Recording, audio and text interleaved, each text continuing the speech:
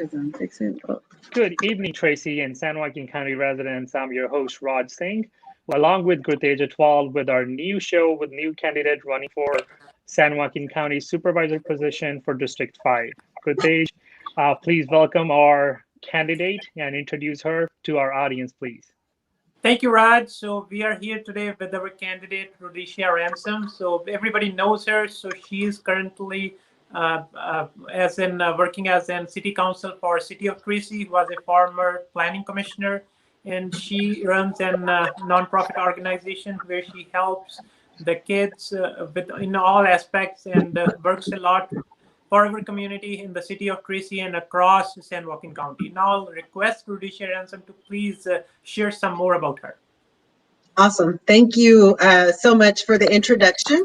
Everything you said is true. I am a Tracy City Council member, a former member of our Tracy Planning Commission. I served there for 7 years, and I'm a nonprofit executive director for an organization that provides mentoring and mental health, which is a very needed service for young people in San Joaquin County. I'm also the mother of three kids actually, who graduated from Tracy high schools in San Joaquin County, and I'm also a wife. So that's a little bit about me. And as was mentioned, I'm a candidate for the San Joaquin County Board of Supervisors, which is a super important position overseeing services and resources for the residents in San Joaquin County. So thank you so much for having me.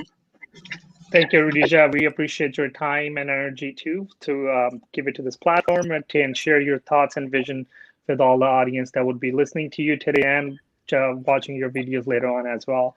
So that being said, I want to jump into our first question topic for today's discussion, and that would be to start off with COVID-19, as it's a global pandemic and it's impacting everybody internationally, locally, nationally, everywhere. So I think everybody would be interested to know, as you are as an elected official currently and running for a county supervisor's position, what's your vision and how you are planning? First of all, what are the challenges you are hearing from the residents, and how are you planning on addressing them and proposing to create some solutions around that? Okay, so I'll start by saying that COVID-19 is like the ultimate test of government. It's the ultimate test of governance. Our jobs, number one, are to make sure that we can keep our community residents safe when we're making decisions, and that we can protect the health and the wealth of the community. And COVID-19 is a threat to the health and the wealth of our community. So very early on, when this pandemic, started coming towards California, I personally also was having meetings with our city manager about what we needed to do, how we could prepare, and nobody could have actually prepared for this. So it was really everything being done in that moment to not only show leadership, but to really make sure that you were able to pivot and have good responses for the things that were happening. So on the very first night that our city council had to declare that we wanted to do a shelter in place, it was actually kind of a recommendation. It wasn't the mandatory, but that was the recommendation. That night was the first night I said, what are we going to do for small businesses? Because it doesn't take a genius to even understand that when you're going to have shelter in place and businesses are going to be impacted. We have a ton of small businesses here locally, not just in the city of Tracy, but also throughout our county. And so was it really important that we are able to start thinking ahead. What can we do for them?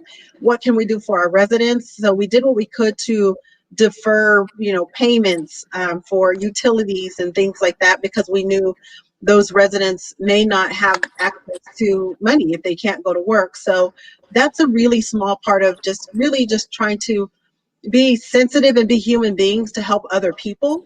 But then there's a bigger picture of that, and that is, how do you keep the community safe? We have a small local hospital here in Tracy, and that hospital was not doing COVID testing. So I personally went within my personal network to call and to get the testing center that we have. And I said, can you do me a favor for, 30 days, 60 days?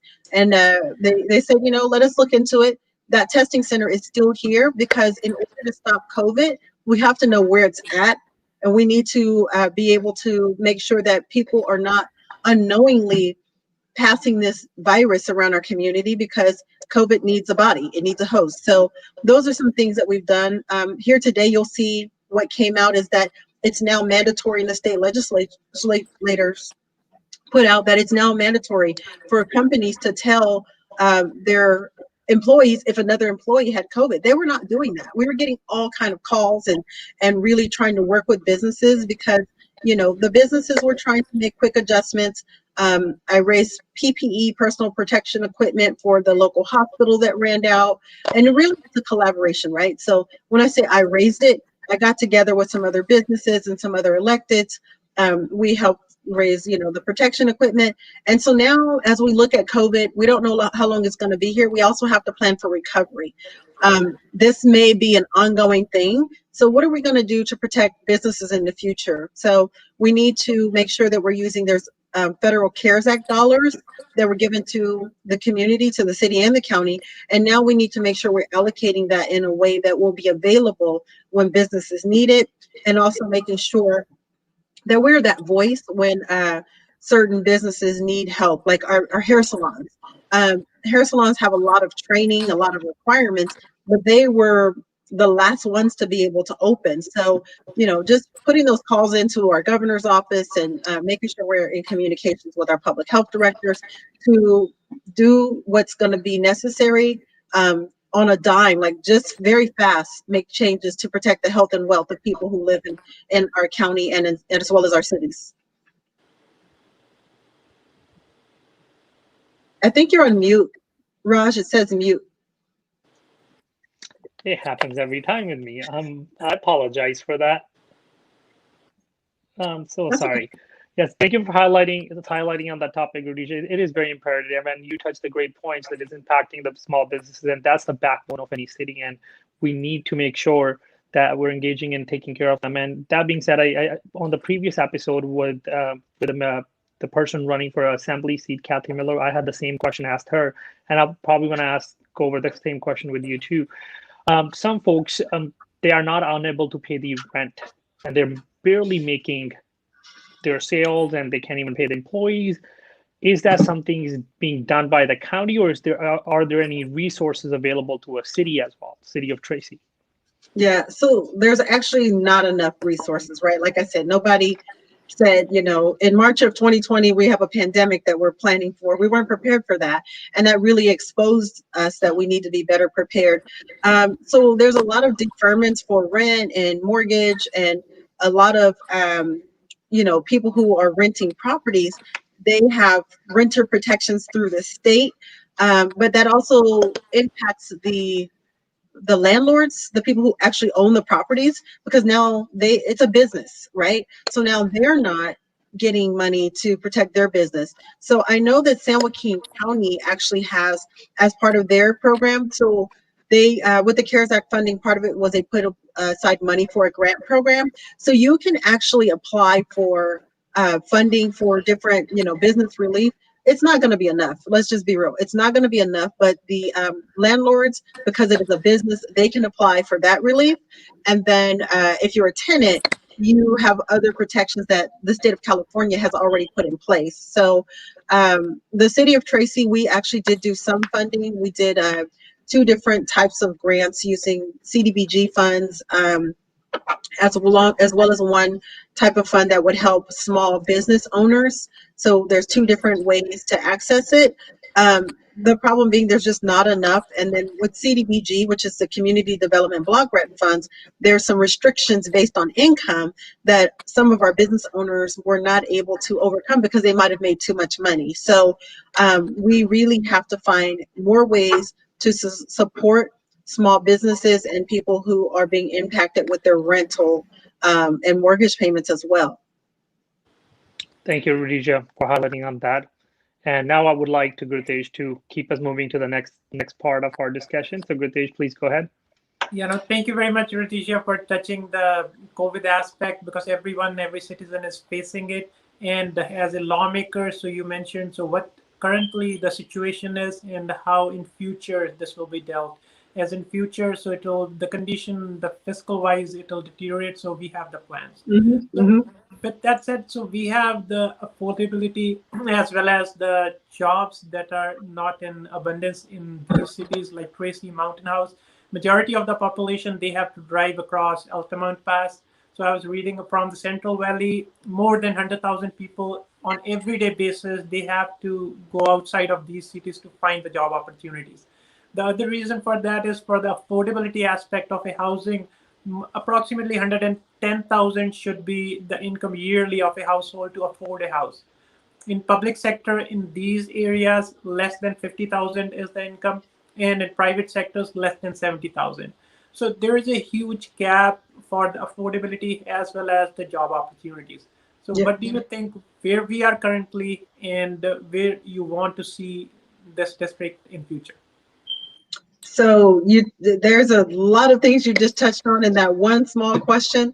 The fact that so many people travel from the Central Valley to the Bay Area for jobs is indicative of a very big issue, which is the jobs housing balance. We do not have balance with housing and jobs. The Bay Area used to have balance, but now they have more jobs and they don't have enough land. And so now people are coming here for housing because there's not enough land to continue building housing that people need. But as a result, what's happening is we don't have a lot of the infrastructure, a lot of the amenities that a lot of these companies are looking for, and we're also missing an educated workforce. So a big part of being able to really plan a community to be sustainable, to plan a growing county, because this particular area, you have to realize, used to be mostly agricultural, mostly farms, and industry. And so now we have a bunch of people who moved here because it's affordable, but they still have to commute. And that commute is only going to get worse because we're the only place left to build homes in this area.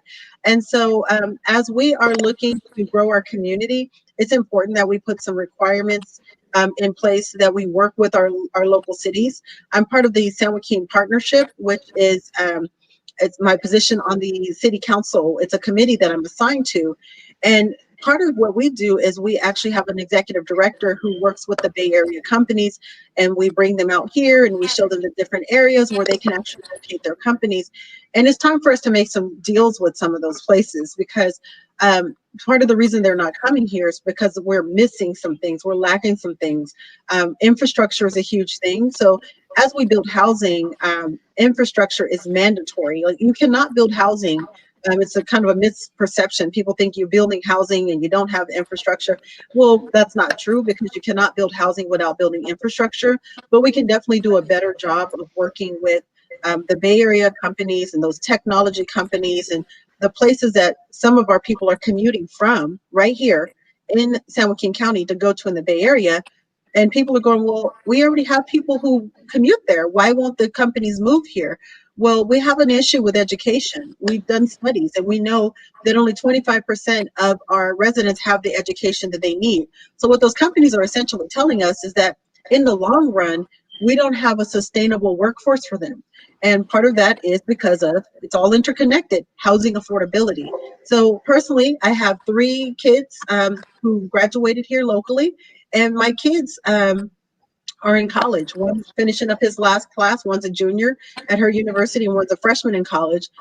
They're going to have all this education, but they're not going to be able to live here in San Joaquin County, and definitely not in this community, which means we're going to perpetuate that problem. So the only way we can do that is by making sure that we are putting affordable housing into our community so that we can make sure that those kids and as well as those seniors have a place to live.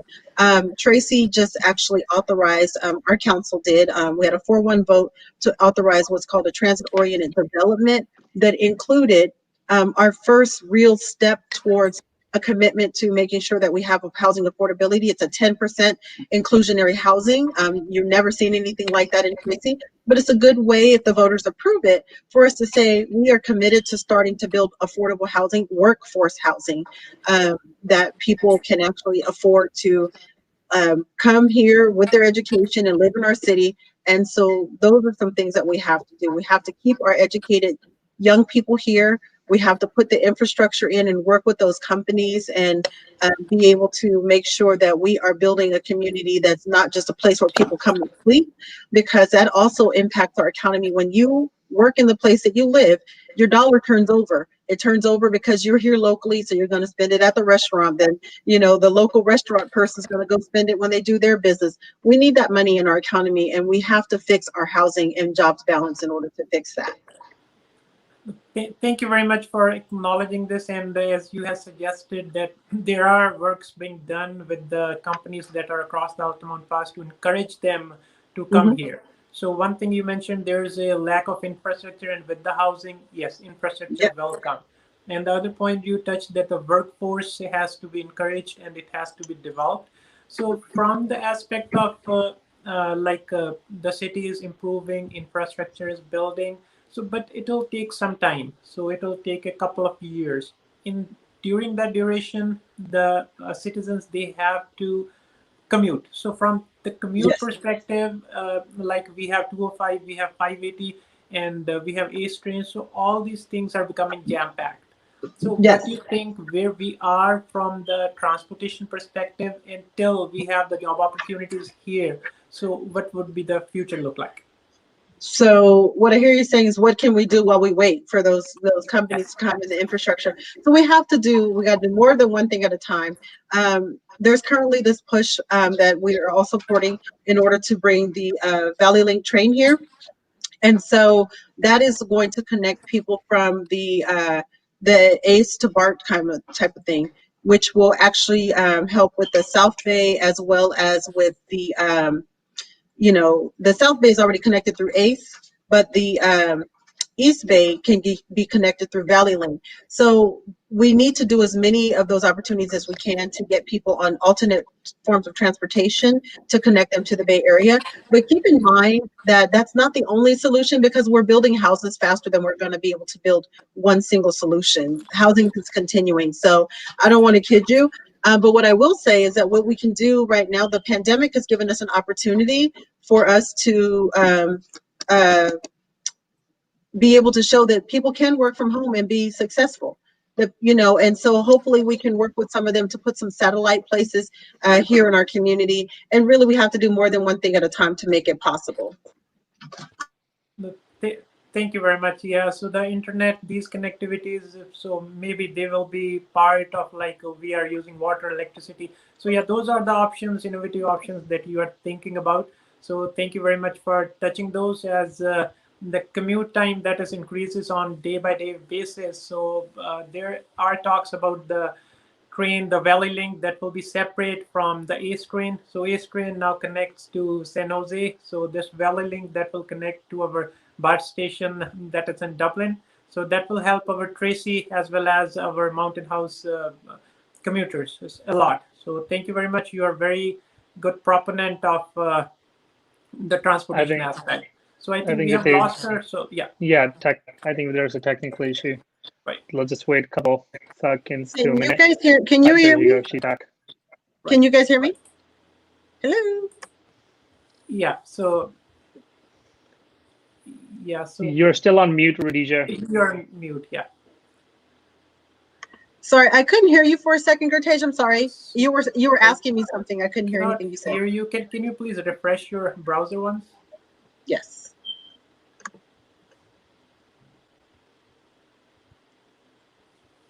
Yeah, sorry for the interruption. So, Raj, can you please summarize what we have discussed so far? So I think she's back. Yes. DJ, can you say something? Yes, yes. I can hear. Yes. Okay. Yes. So just saying thank you very much for touching the aspect from the commuter perspective.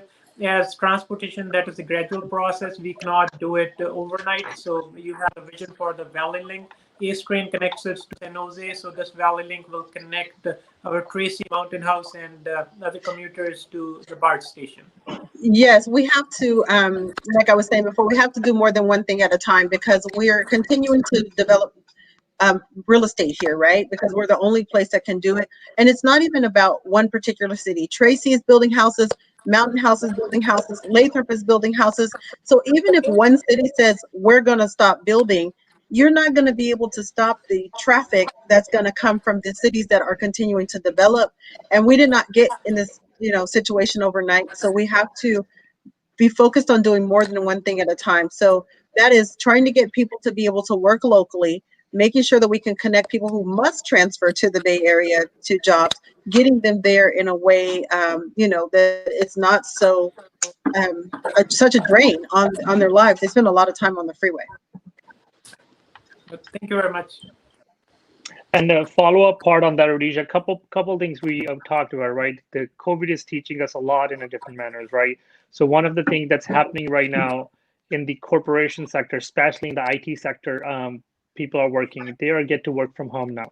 So what is it doing? It's creating such a huge load on the internet issue, connectivity issue, and again, as we are talking about education side, so if kids are being they're putting on they're having classes online, and they're on the computers as well. But overall, if you look at in our city, we don't have very much internet providers. And if you're talking about the innovation and technology right now, and being right next to the Bay Area, which is the IT hub, what about some of the points about fiber optical cables or putting them in? So we have, because like you said, everything's interconnected. So putting the infrastructure, plug and play kind of situation would be only done if we have a very invested, up to speed internet and all this infrastructure in place. So what are your thoughts and vision on that? So that's one of the things when I said, when we're talking to other companies and, finding out what do they need to come here, those are some of the things that they need. If you have a high-tech business, you're not going to locate in a place that doesn't have high-tech connection, because you're not going to be able to do your core business the way that you do other places. So a lot of the places that are currently in construction, Prologis and Tracy, River Islands over in Lathrop, as they're building their new infrastructure facilities, they are actually putting this in so that people can actually access it. But I really think that countywide, there needs to be a bigger focus on it. I know Stockton has made some strides. There was there was some talk about it in Tracy a couple of years back, but really we have to make a concerted effort to countywide be able to look at our infrastructure issues. One of the reasons you don't see it at the level that you should is that we don't really have great tax sharing agreements. There's not a ton of money for infrastructure in local cities. So really, we either need the county to give us the money that we need through these tax sharing agreements, or we're going to need the county to work with our state, and we're going to need them to actually fund some of this. A lot of what happens at the County Board of Supervisors comes through pass-through. So it's going to be about working with our federal legislators, our congressmen, as well as with our state legislators as well, to find out what are the opportunities to get this region up to speed when it comes to the technology that we need. It's the same way that we fund highways. Now we need to fund technology highways. And so I've had some conversations with our leaders at the state and federal level about really bringing this county up to the standard of what we need in order to be able to meet the challenge of actually creating local jobs. And it's not about just placing a building here. It's about understanding that, there's a lot of things that go into running a business. And it also includes education. So that's part of it. Thank you, Rhodesia, for highlighting on that part. So follow up something you already touched, but I want to get a little bit more specific about it. Education sector. We talked about home affordability and jobs, that there are people living here, they're making this their hometown, and they go to work over the Altamont Pass. And along with that, you brought a really great point where you said that there's no sustainable workforce. That's related to why we're trying to look into creating the sustainable workforce by having a university or the school of the educational institution. And I believe about not too long ago, maybe a month ago, there was an article published by, I believe, Record from Stockton, that there are some challenges opening up the CSU in the Stockton area as well. Right. But my question is overall, we have Mountain House, Tracy, combine this, the way the population is increasing, why are we not having those sort of a conversation to open something in our area? So those conversations are actually happening. It was really disappointing to get the report back, the study that said, hey, we can't sustain a CSU Stockton. And I know I do not represent Stockton, but if we can get a campus that close, then we can actually pull for a satellite campus. As soon as Assemblymember Eggman was already working with, the governor and trying to push for that, I reached out to her. I connected her with some local landowners. There are people in this community that are willing to put satellite, campuses here. And it's definitely important for us to have public education that is accessible for our young students as they are graduating, so that there's not such a huge stretch between where they're going to college and the community that they grew up in. When you look at industries like the medical industry, as example, we have a general hospital, the San Joaquin County General Hospital here. We can have, schools that have nursing and schools that have, I don't want to say we're going to have a medical school here, but, you can definitely have some of the education to fill the local hospitals. That definitely adds to our income. Some of the technology education, those things all would help build this community. And so everything that's worth having is not always easy. They got told no for now, but I think that we can build a really strong coalition, and that we have a really strong argument with all the continued growth that is happening here. I know that Assemblymember Eggman is not letting up on that dream of making that happen. I know we've tried so hard to work with some other small private colleges, but it's really not the same, because a lot of the times the private colleges may be a little more out of reach, and the young people end up with a lot more student debt than they want. So the push for something local as far as a public education is a huge game changer when we're talking about being able to have an educated workforce that will be able to attract jobs. Thank you, Rhodesia, for highlighting and sharing your thoughts and vision on that part. And I would like Ritesh to keep us moving. We're hitting the almost 27 minutes to our discussion. So what's our next topic, Ritesh? Please go ahead. Yeah, so as we all have seen, so this country has faced some hurdles with the public safety. So public safety for our citizens, as well as the public safety for our law enforcement officers. So what do you think where we are with that perspective, and how do you see the future of public safety? Well, public safety is a part of every community, right? It's like nobody wants to feel unsafe in their community. No one wants to be in a situation where they need to call for help and there's no one available. I've not met that person yet. So I've always been a supporter of making sure that we have a safe community, and public safety is very well rounded, right? It's working with our law enforcement officers, making sure that they have the tools and resources. It's also working with our community. The community policing model has been very effective in building relationships with the community and with law enforcement. Right now, there's a lot of different things that are out in the community because there's a lot of civil unrest, and there are some really good reasons for that, because there's some things that have happened that have just not been right.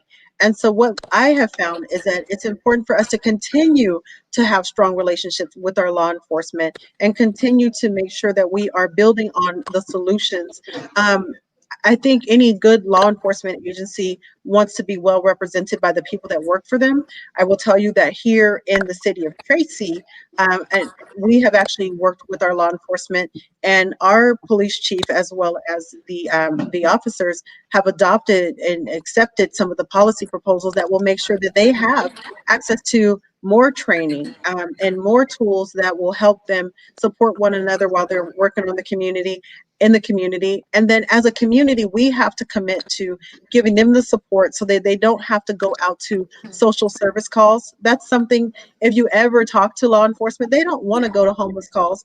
They don't want to go to mental health calls. They're not, they may have some training, but at the end of the day, if it's not a matter of life or death, or something criminal happening, saving some property, more than likely they would rather do that kind of stuff and let the other people that are trained in those other fields handle that.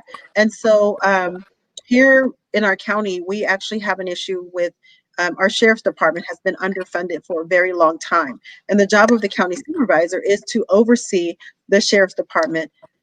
It's underfunded. understaffed. We've had some issues here recently. The County Board of Supervisors oversees the Sheriff's Department, and the District 5 is Mountain House, Tracy, portion of Manteca, and then River Islands. And you may have saw recently in the news earlier this year where the sheriff had to actually pull services out of Mountain House because they don't have enough officers. Well, you don't have enough officers because you're not even paying the median wage in the area. So we have to make sure that if we really are committed to keeping our community safe, that we're not just a training ground for people to go work somewhere else, first of all. And then second of all, that we are working with our law enforcement community and with our mental health service providers. And sometimes, you know, the cards that we're dealt are not fair, right? The response to homelessness, they have civil rights. So we have to work with what we have and work with the people who are supposed to keep us safe and make sure they have tools and resources. We also have to make sure that our young people have access to safe places to be active so that they don't get involved in gang activities. Years ago here in South County, we had a lot of younger people who were known to be gang affiliated. So we have to continue to build up services to protect those young people and keep them active and keep them from being engaged in criminal things. And all of those things have a lot to do with public safety. Public safety is not just about police. It's about working with law enforcement, working with community organizations, and really looking at the best way to approach the entire problem in our community for the health and protection of the community. Thank you, Rhodesia. Thank you for giving us all that information and educating all the information. It was a lot, so thank you. I just Long answer. answer. Thank you on that. Sorry for the long answer. Yeah, it was great though. Then I think we need to move into something correlating to the public safety to a healthcare side. So as you were running for the District 5, which covers River Island, Tracy, Mountain House area, and part of Manteca, I want to address something that's what I've been hearing and talking to different folks living in Tracy and Mountain House on the healthcare side, lack of the hospital. Because under this COVID-19, we have only one hospital, which has emergency room and beds, which is Sutter. And otherwise, we have to either go to Stockton or Modesto, which is both ways at least 30 minutes out for everyone from Tracy, another 20 minutes for Mountain House folks. And some conversation needs to be addressed around this, that how we can bring in hospital to serve the population in Mountain House and Tracy. What are your some thoughts and vision on that? So every community, the county and the city, they have general plans. We knew that these communities were growing, and we knew that as they grow, you have to have more fire, you have to have more law enforcement, and you have to have more hospitals. We've known this. So now it's time for us to pull the trigger and get those things done.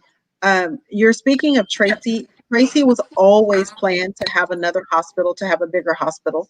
The current hospital that we have in town actually owns land to be able to build the next hospital, a bigger hospital. Because as we've continued to grow, our city is actually split in half by train tracks. If those train tracks were to be active, during some crazy situation, we could essentially be split in half with, you can only get to one hospital. And this pandemic has shown us that when we get in a situation, and we were over capacity at one point in our hospitals, now COVID has actually calmed down with hospitalizations, fortunately, but we don't know what it's going to look like. It's imperative now that we start exercising those plans, and we have to call our hospitals, we have to call them on the contracts and the agreements that they had with this community. If they're not going to build it, they need to let us know so that we can go find someone who will build the hospital. It's not only good for the community for the safety aspect, but having that healthcare industry, it's a really good industry to have in our community. It's a much needed industry. People are always sick. There's always going to unfortunately, be a need for hospitals and medical clinics. We have a lot of medical clinics, but we absolutely have to look at what the general plan is telling us we need to do, and we should have already moved on that. And I think we're a lot more sensitive to it now, and you're going to start hearing a lot of electeds talk about how they want to move the hospital forward. it's easier said than done. So it's easy for us to say that, but now we have to work in collaboration and give them the support. And with this CARES Act funding and the national attention, we really have to make a good case to be able to move it forward and make it happen. Okay, thank you for highlighting on that part. Ritesh, I think you have something Yeah, to say no, on that. thank you very much. Yeah, so you have mentioned looking at the general plan, what the trigger points are for the hospital and working to incentivize them to build more as this COVID has triggered it. So yeah, more and more now people will be looking and hospitals will be looking to expand the facilities. So hospitals we have touched the public safety. Now the work on homelessness, as quarter of our population in California, they are homeless. In these areas, especially Tracy, adjacent cities, they are facing more and more homelessness on day-to-day basis. Approximately 200 citizens are homeless in the city of Tracy. So I know that you work tirelessly on this issue, but the task force also have more information about it. So please let our audience know where we are with respect to the homelessness now and how the future will look like. Homelessness. So homelessness is growing everywhere. It's just nationally, you'll see homelessness is growing. So as communities are growing, such as ours, since I've lived here, we've added 40,000 more people to this San Joaquin County, well, to this city that I live in Tracy. And so, we're starting to have a lot of growth. And so we're getting a lot of urban issues. There's also a lack of, mental health in our community. There's a lack of substance treatment in our community. And we have to honestly look at the root of the issues and be able to start addressing those. So when you talk about the work that I've done, when I got involved in politics, I had already noticed and had already been having conversations with the different people who work with the homeless service providers, whether they were doing mental health services. There's a little feedback. Can you all hear that? Can you hear me? Yes. Okay. So whether, I've been working with the people it's more important. You don't want to just feed people, right? Because feeding people does not solve the problem. It definitely is a humanitarian thing to do, not leave people out there hungry. But we also need to make sure that they have access to resources. That is one of the issues here in South County, is that the mental health services are located in Stockton, and there's not even a lot of mental health services.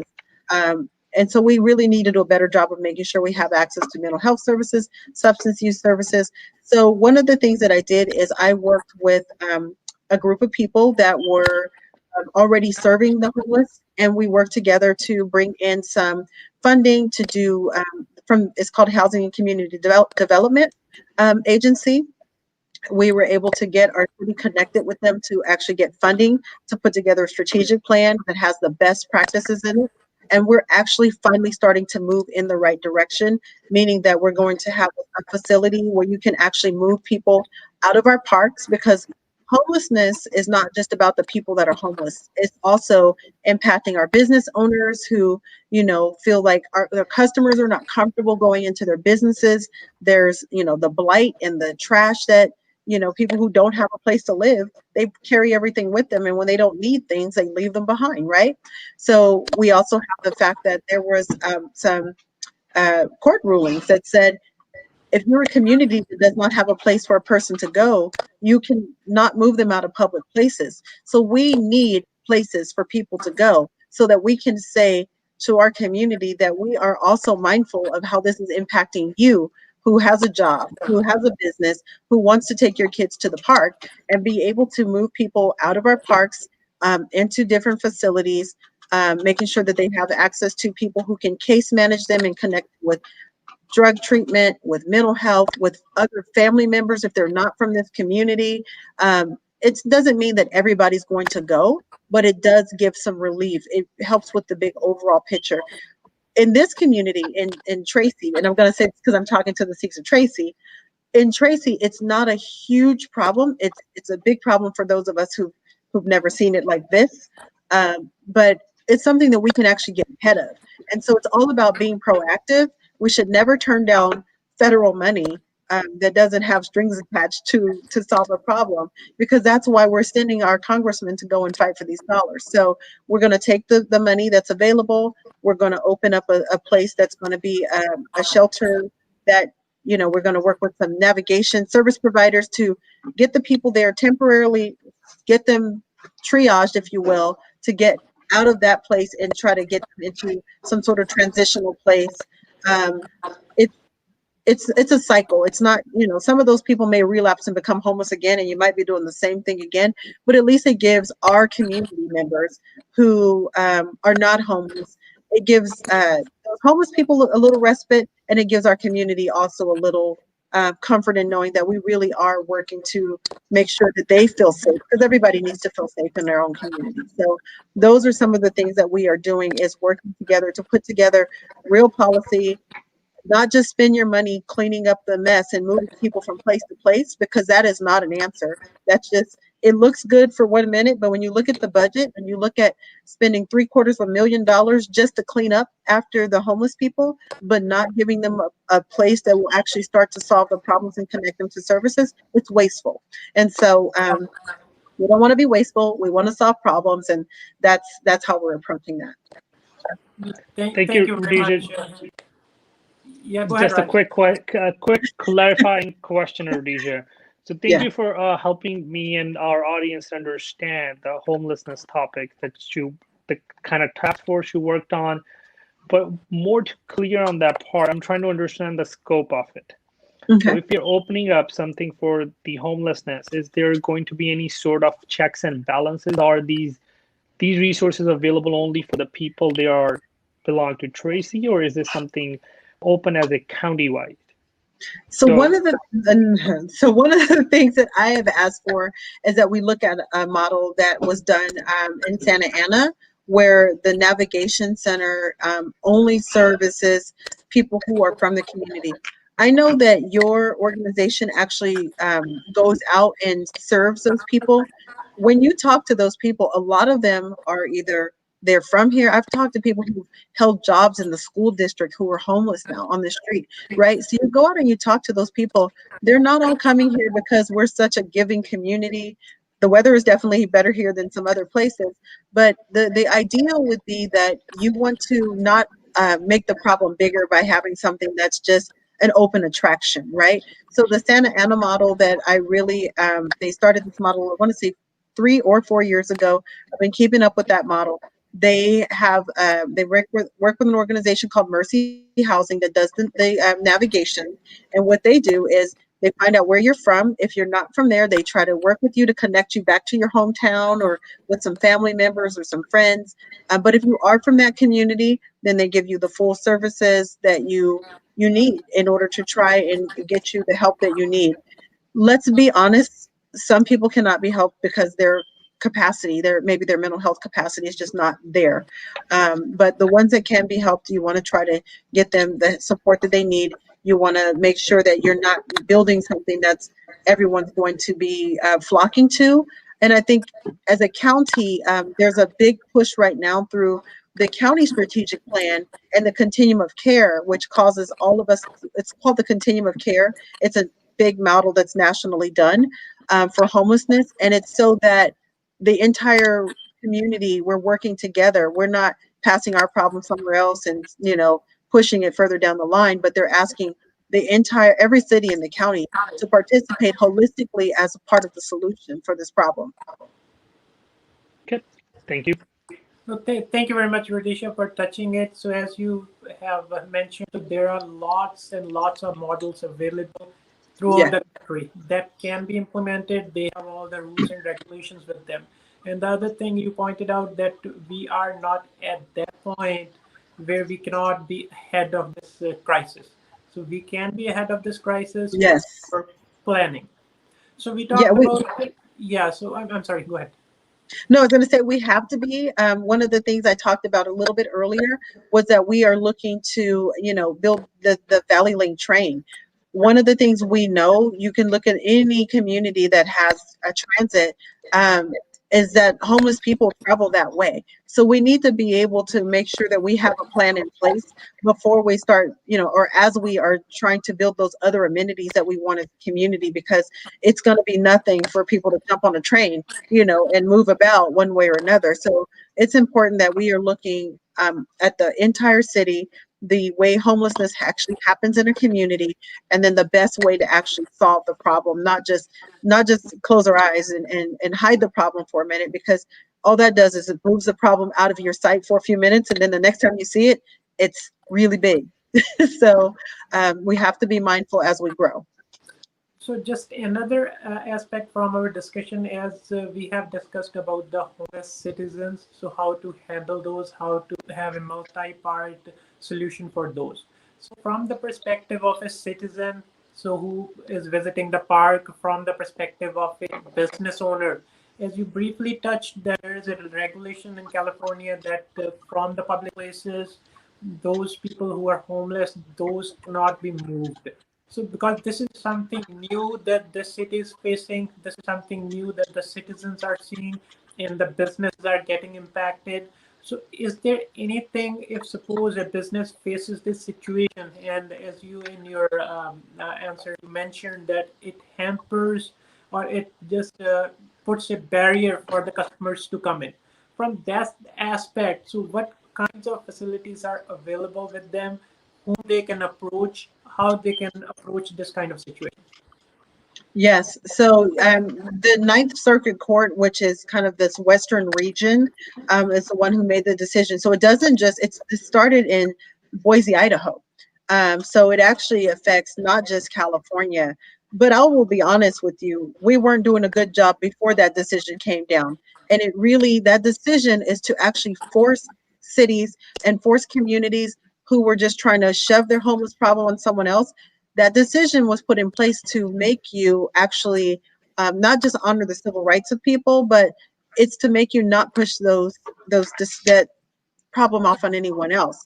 So when it comes to, like the business owners and people like that, I would say they really need to work with the community to figure out, be part of the solution, right? I think it's for those who are upset, they should be upset. It took us way too long to start solving this problem. It took us way too long to finally say, yes, we're going to actually do something about it. So now they need to work with us as we are finally, moving things forward. I know I've seen a lot of local businesses even be part of like feeding the homeless and things like that, but that's not the end all solution. We want you to be able to know that when your customers come, that you don't have to worry about that. So you can continue to, instead of calling law enforcement expecting them to arrest people or shuffle them along, now our law enforcement or whomever's in charge of actually working with the homeless population will have a place to say, now I can actually respond properly to Mr. Business Owner who calls in, who needs that support. So it's all, it's very holistic. It's not a perfect answer. And it's something that, there's going to be a different response given different situations. But the overarching picture is to be able to work together, to be proactive, to work with those business owners, and to do as much as we can to have a solution that doesn't involve the front of their store or the front of their, restaurant or the local park. Thank you very much. So the answer for those people who are facing this business owner, so they have the authority to reach to the law enforcement officers as well as the city staff to find a solution of this issue. I think absolutely they should be part of those conversations. And I think one of the issues that we have just in governance in general, not just with homelessness, is that people aren't engaging government for themselves. Like they're not watching these conversations. They don't know what's really happening. And so they're naturally upset. They should be upset.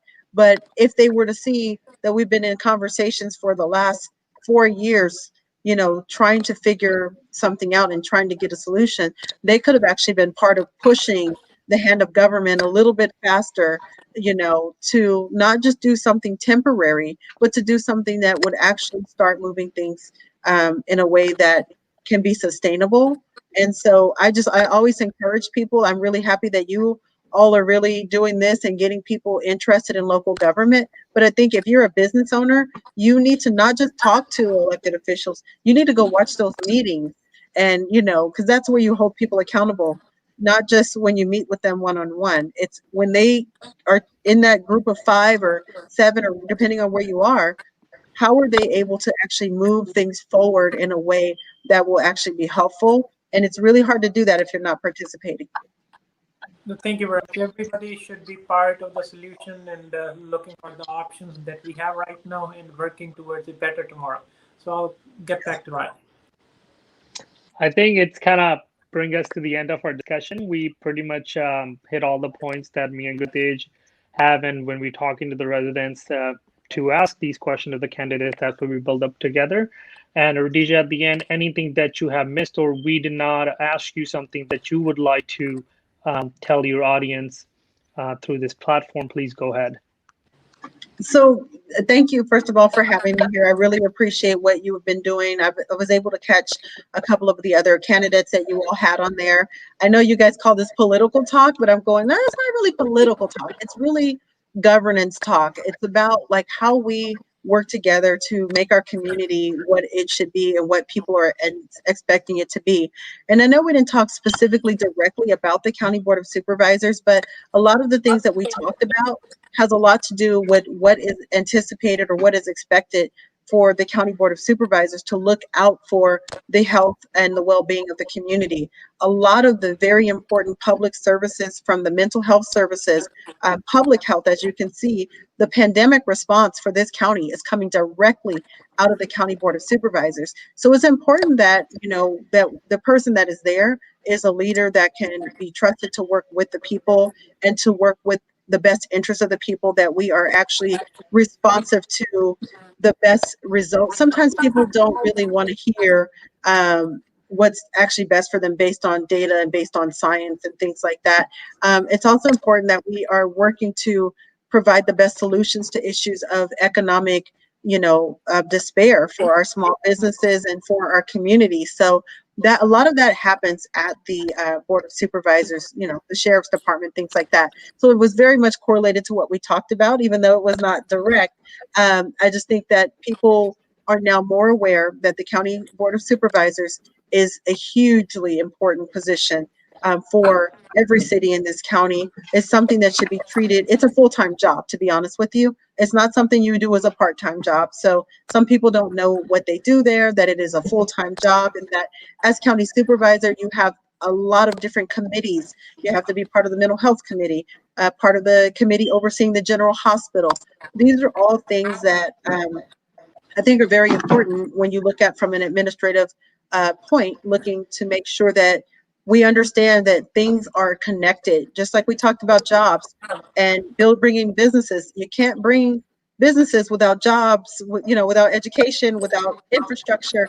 So all of this is happening at the Board of Supervisors. I'm really excited about, going to be, at the Board of Supervisors to be able to really look out for South County, which includes all of Tracy, all of Mountain House, Manteca, as well, part of Manteca, as well as River Islands, because it's so important that we have someone there that's going to get us the fair share of resources and support that we need. So thank you for this opportunity to introduce where I'm coming from to this community. And if you have any other questions, I'll be more than happy to answer those as well. But I really appreciate you guys. Yeah, so before we leave, yes. Sorry, go ahead, Raj. Sorry, no, I was just going to say thank you, Rhodesia. Yeah, so I just want to request you, so how do you want the voters to remember you? At the end, a brief statement. Well, I want the voters to understand that if they just look over my record, I've had a heart for serving this community since day one, because that's just what I bring to the table. I really am about collaborating and being fully engaged. My background in administration, just growing up in public service, it's just really the only life that I know is to get involved in service in a way that is effective and based on the best available information, evidence-based information. It's not just about me and what I'm feeling that day, because sometimes the best solution may not be what I personally want for myself. The best solution may be about what's best for the majority of the community. And so that is what I'm bringing to the table. I'm willing to go and serve this community with my whole heart. And that's what I've done in the past. And I just hope that they would take some time to look at what I bring to the table and what I want to do for San Joaquin County as District 5 Supervisor. So that's it. Thank you. And Rhodesia, at the end, if anybody have a follow-up question, they wanted to contact you for anything to clarify, where would you like them to contact you? Can you share your information? Absolutely. I can be reached, Rhodesia Ransom. You have my name, it's spelled there. I have the Facebook page. I have two, Rhodesia Ransom for County Supervisor and Rhodesia Ransom. You can message me. You can email me at Rhodesia, first name, at ransomforsupervisor.org. And my number's on Google. So I take calls from constituents all the time. I return as many as I can because I really think it's important that we are accessible and accountable to people's questions. Even if we don't agree with them, we have to respond to them. So anybody who's looking for answers, or even if you want to participate in government or bring a suggestion, I'm here for that too. Thank you very much. Thank you so much, Rhodesia. And to the audience, we had a wonderful discussion. So I agree with Rhodesia. It's not political talk. It's more informative. So we have touched COVID, affordability, jobs, education, public safety, hospitals, and homelessness. We may have left some of the topics or forgot to ask. So please reach out to the candidate, ask your questions, get them clarified, and make an informed decision for November 3rd. Thank you very much for watching. We'll be back soon. Thank you. Thank you. Thank you. Bye.